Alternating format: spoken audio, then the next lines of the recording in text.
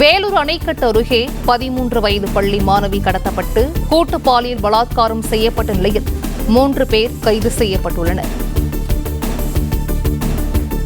வேலூர் அணைக்கட்டு அருகே 13 வயது பள்ளி மாணவி கடத்தப்பட்டு கூட்டு பாலியல் பலாத்காரம் செய்யப்பட்ட நிலையில் 3 பேர் கைது செய்யப்பட்டுள்ளனர்.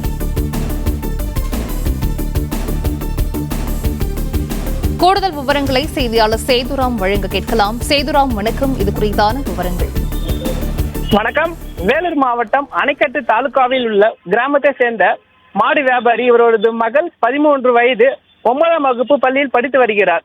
பள்ளி மாணவியை தூக்கிச் சென்று பாலியல் பலாத்காரம் செய்த 3 இளைஞர்களால் பரபரப்பு ஏற்பட்டுள்ளது. தலைமறைவாக இருந்த 3 இளைஞர்களையும் காவல்துறையினர் அதிரடியாக கைது செய்து வழக்கு பதிவு செய்துள்ளனர்.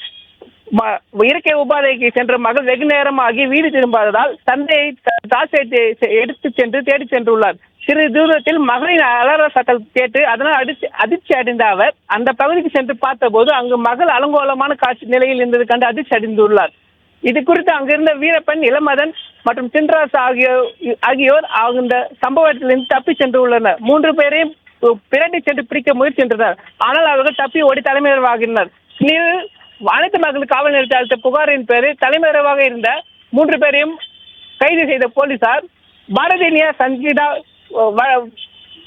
பிரிவுகளின் கீழ் வழக்கு பதிவு செய்யப்பட்டு போஸ்கோ உட்பட 3 வழக்கு பிரிவுகளில் வழக்கு பதியப்பட்டு கைது செய்துள்ளனர்.